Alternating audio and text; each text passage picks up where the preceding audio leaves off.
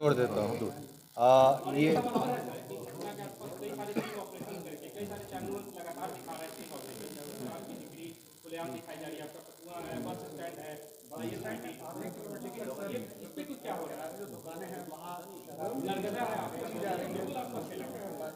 नहीं, सबसे पहले मैं बता दूं अबाउट इंक्वायरी एंड एक्शन जो लिया गया है सारे कर्मियों पर, उसमें पुलिस पर भी हुआ है, चौकीदार दफादार, होमगार्ड, सैप, एक्साइज सब पर, और जो विभागीय कार्रवाई 808 पर हुए हैं। प्राथमिकी कुल मिला के 400 हो चुके हैं, बर्खास्तगी 238, बृहद पनिशमेंट 259 और एसएचओ का जो बोला दीवार करने का 68 हुआ है। तो कार्रवाई सभी विभागों के सभी कर्मियों पर हो रहा है जो इसमें पाया गया है संलिप्त है। और जो आपने बताया इंसिडेंट का या कहीं पता चल रहा है, जहाँ पर इंसिडेंट हो रहा है पता चल रहा है, आपसे भी अनुरोध है अगर जानकारी मिले तो अपना आइडेंटिटी नहीं भी बताना है तो प्रोहिबिशन कॉल सेंटर पर बताया जाए। और लगातार रेड्स हो रहे हैं। अगर फिगर आप जानना चाहेंगे तो जिस गति से रिकवरीज हो रहे हैं, अरेस्टिंग हो रहे हैं, वो पूर्व में कभी नहीं हुआ है और ये गति हम लोग बढ़ाते जाएंगे और पूरी कड़ाई से कार्रवाई होगा। पटना जिला के लिए विशेष तौर पर डिस्कशन हुआ।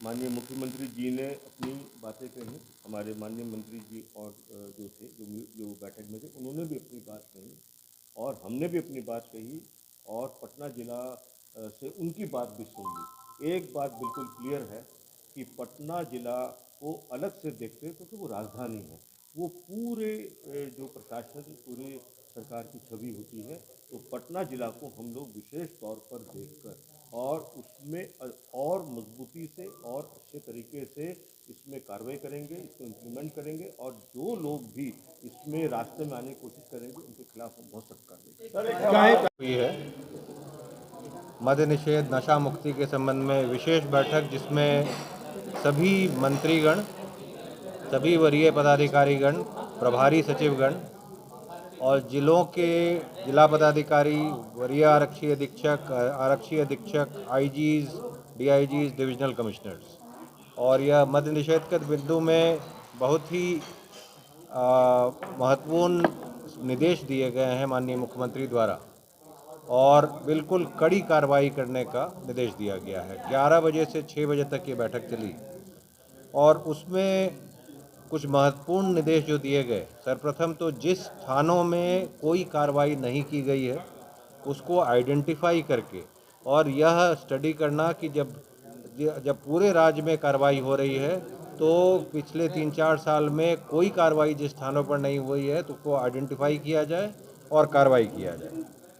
जो बॉर्डर एरिया से जो जिस रूट से स्मगलिंग होता है शराब का, उसको आइडेंटिफाई किया जाए, उसे प्लग किया जाए। इंटेलिजेंस गैदरिंग सबसे इम्पॉर्टेंट है और एक्शनेबल इंटेलिजेंस लेते हुए उनको देखा जाए कि कहीं अगर सरकारी कर्मी कोई अगर किसी की मिलीभगत है तो उस पर कड़ी कार्रवाई का निर्देश दिया गया है और सरकारी कर्मी को बिल्कुल नहीं बख्शने का आदेश दिया गया है, किसी को माफ़ नहीं करना है। रिकवरी का शिफ्टिंग अगर बॉर्डर डिस्ट्रिक्ट से अंदर के डिस्ट्रिक्ट्स में हो रहा है तो यह समझना है कि बॉर्डर डिस्ट्रिक्ट में क्यों नहीं हो रहा है। अगर कोई केंद्रीय स्तर से टीम जाती है जिलों में और उसके द्वारा वहाँ रिकवरी किया जाता है तो स्थानीय स्तर के पदाधिकारियों पर भी कार्रवाई होनी है। कॉल सेंटर के एफिशिएंसी पर विशेष बल दिया गया है। कॉल सेंटर पर जब कंप्लेन आता है तो उसको शॉर्ट रिस्पांस टाइम में रिस्पांस होना है और पब्लिक का जो आइडेंटिटी है वो डिस्क्लोज नहीं होना है ताकि कोई भी उस कॉल सेंटर पर कंप्लेन कर सके। जो कमिटेड ऑफिसर्स हैं नशाबंदी की ओर, शराब मुक्ति की ओर, उन्हें महत्वपूर्ण जगह पर पोस्टिंग करना है। सारे प्रभारी मंत्रियों को निर्देश दिया गया है कि वो मैसेज स्प्रेड करें। सारे प्रभारी सचिवों को भी निर्देश दिया गया है कि कम से कम माह में एक बार अपने ज़िले में जाएंगे, अन्य विकास कार्यक्रमों के साथ वो शराबबंदी में क्या कार्रवाई हो रही है उसकी भी समीक्षा करेंगे। प्रचार प्रसार पर विशेष बल दिया गया है। झारखंड, उत्तर प्रदेश, पश्चिम बंगाल से जो शराब आ रहे हैं उनको कैसे रोका जाए उस मैं जोर की बोल देता हूँ, माइक में आ जाए। हाँ, मैं जोर की।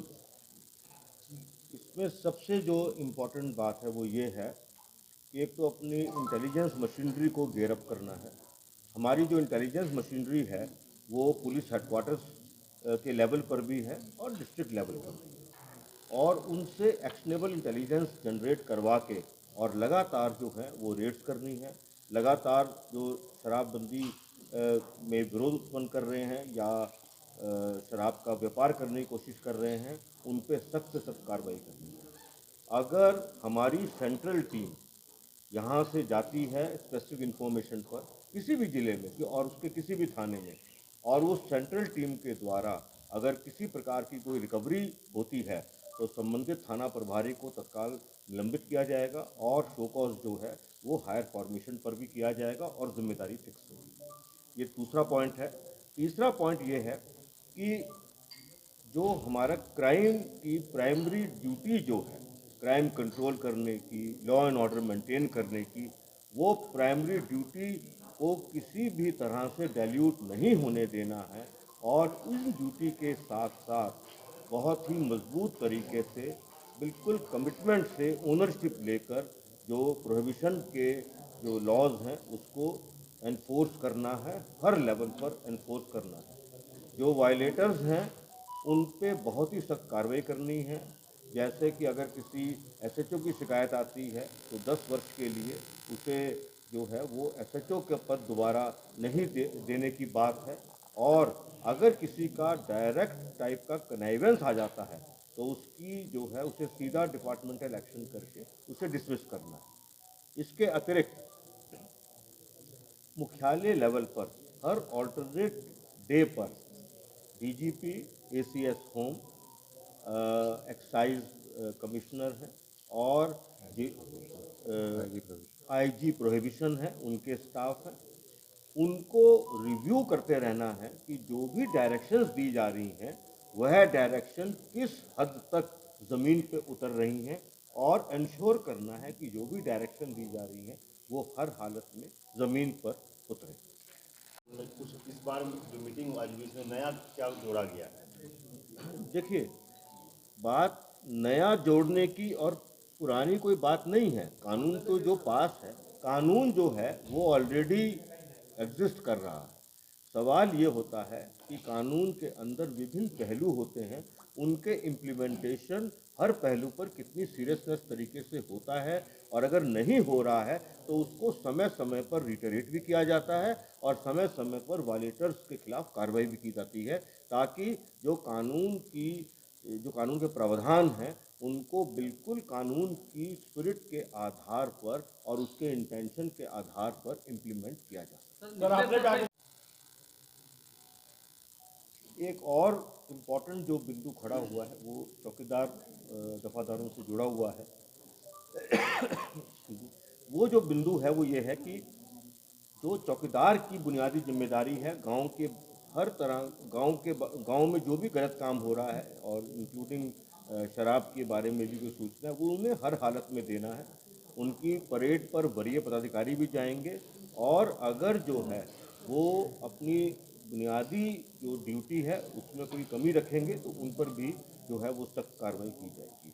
चौकीदार हैं, दफादार हैं हमारे, और हमारा जो थाना लेवल है वो भी इंटेलिजेंस कलेक्शन का बहुत ट्रेडिशनल एक सोर्स रहता है। उनको भी उस काम में पूरी मदद करनी है, और एक एलिमेंट ऑफ ट्रस्ट जो है वो चौकीदार, दफादार, थानेदार और वरीय पदाधिकारियों के बीच में ट्रस्ट और समन्वय स्थापित करना है। पब्लिक को अपने साथ रोप इन कर लेना है, ताकि जिस प्रकार का सूचना, जैसे ही कोई सूचना मिले उसमें उनका नाम पूरा गुप्त रखते हुए और मजबूत से मजबूत कार्रवाई की जा सके।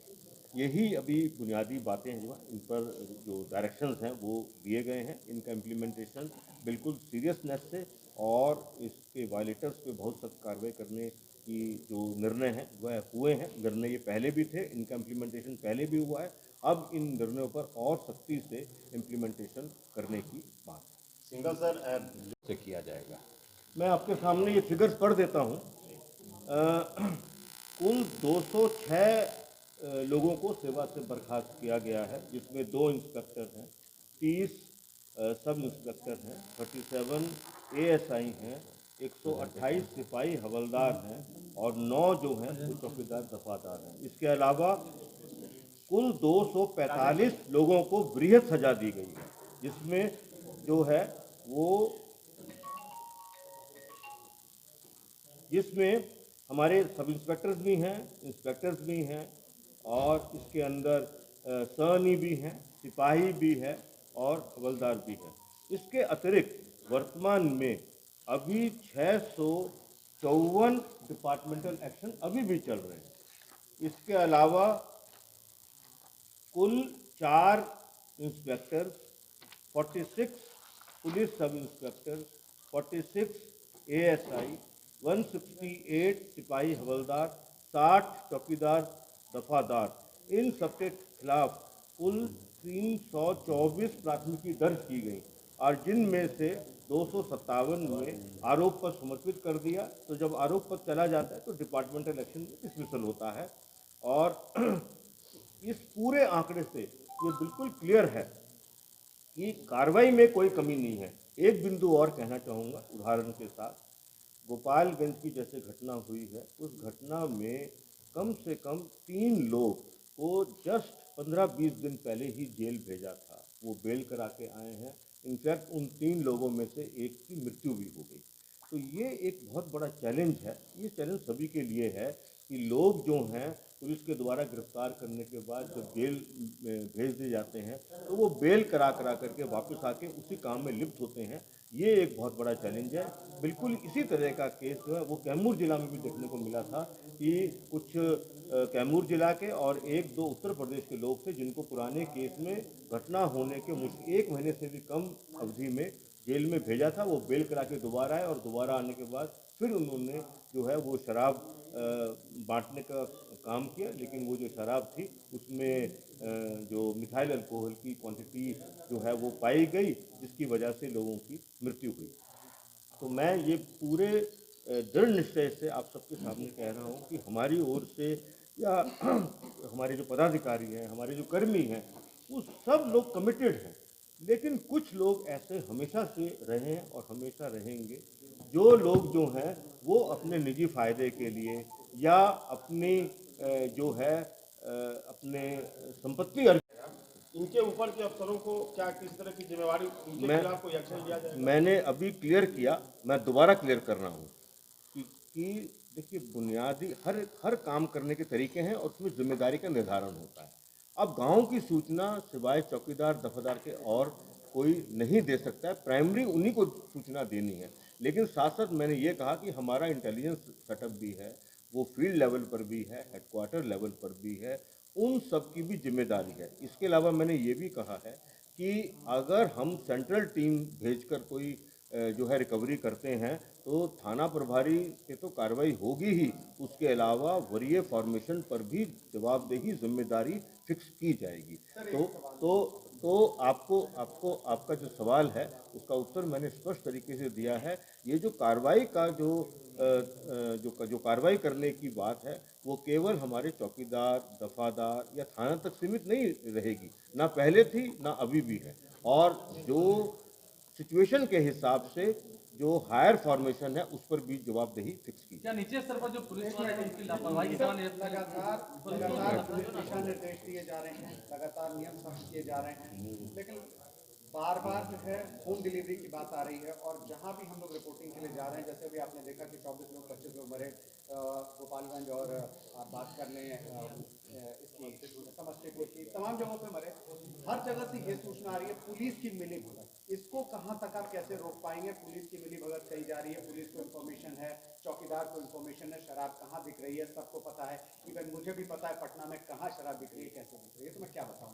देखिए, जो डेटा हमारे पास अलग से है, हमने होम डिलीवरी पे जो कार्रवाई करने की बात है वो हमने अलग से की है। तो वो पहले मैं थोड़ा सा बता देता हूँ आपको, उसके बाद मैं इसके आगे भी आपको चीज़ जो है वो बताता हूँ, आपका पूरे जो क्वेश्चन है।